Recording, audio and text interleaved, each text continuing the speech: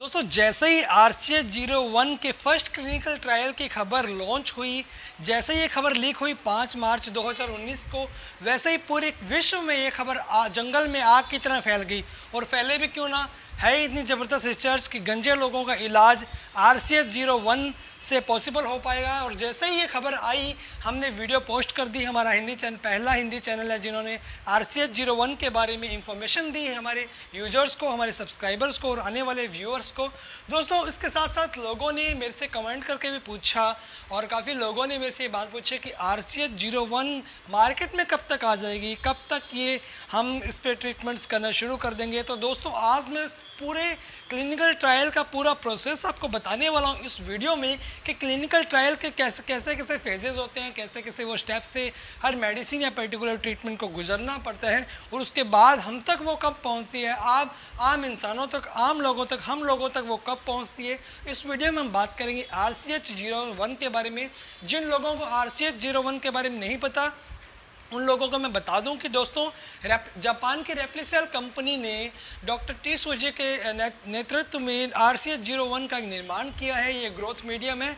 इसमें इंसान के पीछे वाली बालों की जड़ें निकाल के लैब में उसे सेल्स को उसको और ज़्यादा इंक्रीज़ करके क्लोनिंग करके उन सेल्स को इंजेक्शन द्वारा यहाँ लगाए जाते हैं, और 6 महीने साल बाद बाल नए सिरे से उगने लग जाते हैं। तो अभी तक ऐसा ट्रीटमेंट नहीं था जिससे नए बाल उगते हों। ट्रांसप्लांट में भी पीछे वाले बाल शिफ्ट करते हैं, लेकिन इस ट्रीटमेंट में नए बाल उगने शुरू हो जाते हैं। तो जैसे ही खबर लीक हुई, हमने आप तक पहुंचाई और लोगों के रिएक्शन आने शुरू हो गए कि कब ये ट्रीटमेंट हम लोगों तक पहुंचेगा, हमसे बर्दाश्त नहीं हो रही है, बेसब्री, ये इंतज़ार कब ख़त्म होगा। तो इस वीडियो में बताऊंगा पूरा प्रोसेस। उससे पहले प्लीज़ हमारे चैनल को कर दीजिए सब्सक्राइब, लाइक शेयर कमेंट जरूर करिएगा और अपने दोस्तों में ज़रूर भेजिएगा।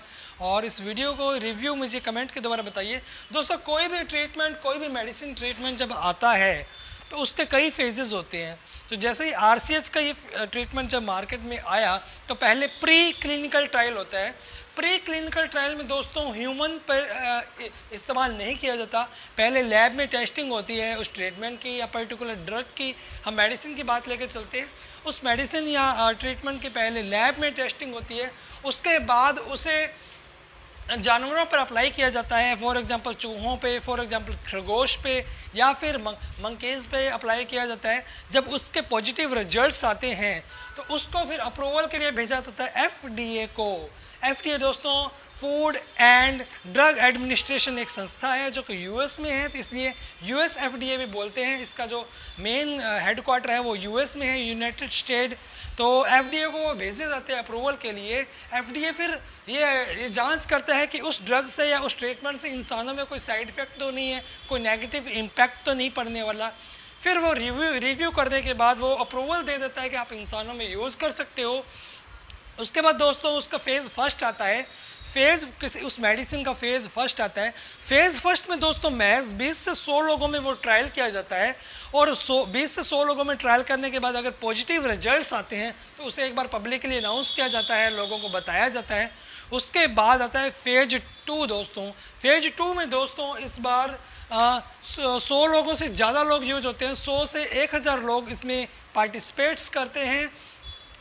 और उसके बाद इसमें भी जब अच्छे रिजल्ट्स आते हैं तब आता है फेज 3। फेज 3 में दोस्तों 1000 से प्लस और 3000 तक, 1000 से 3000 तक लोग इसमें पार्टिसिपेट करते हैं।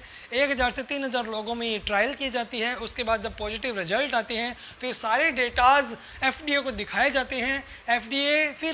FDA को सबमिट कर दिया जाता है और ड्रग के लिए अप्रूवल मांगा जाता है। FDA फिर रिव्यू करता है। पहले फेज़ 1, फेज़ 2, फेज़ 3 को अच्छे से परखता है। फिर FDA अपनी तरफ से एक फेज़ और, एक ट्रायल और करता है, उसे फेज़ 4 बोलते हैं। इसमें भी दोस्तों 1000 से ज़्यादा लोग पार्टिसिपेट करते हैं। 1000 से ज़्यादा लोगों में ये अप्लाई किया जाता है ड्रग। और उसके बाद जब पॉजिटिव रिजल्ट्स FDA को शो हो जाते हैं तो FDA इसको अप्रूवल दे देता है, ड्रग लॉन्च हो जाती है। और ड्रग लॉन्च होते ही वो मार्केट में फैल जाती है, पूरी दुनिया में फैल जाती है। तो ये सिंपल सा प्रोसीजर है दोस्तों। इसमें 4-5 स्टेप्स होते हैं। तो अब बात करेंगे कि मार्केट में अवेलेबल कब तक हो पाएगा। 2019 के मार्च में खबर आ गई कि फ़ेज़ 1 शुरू हो गया है, जिसके अच्छे रिजल्ट्स हैं। फ़ेज़ 2 शुरू हो चुका है दोस्तों, फ़ेज़ 2 ऑलरेडी शुरू हो चुका है। तो ये जो ट्रायल्स है लगभग 9 महीने से 1 साल के ट्रायल में रिजल्ट्स आ रहे हैं। जो प्रॉपर रिजल्ट देखा उन्होंने 18.2% की जो ग्रोथ देखी थी बालों की, वो उसमें लगभग 1 साल का टाइम लगा था। 6 मंथ बाद इन्होंने 2 बार इंजेक्ट किया था। तो मानते हैं कि फ़ेज़ 2 जो होगा 2019 के लास्ट तक फ़ेज़ 2 कंप्लीट हो जाएगा।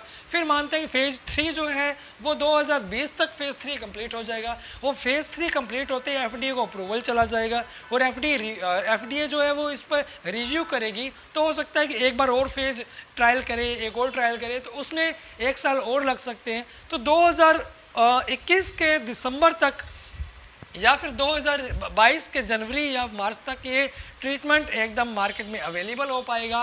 और 2022 में ये श्योर है, हमें विश्वास है कि 2022 के एंड तक हम ट्रीटमेंट्स करते नज़र आएंगे, रिजल्ट्स आपके सामने होंगे।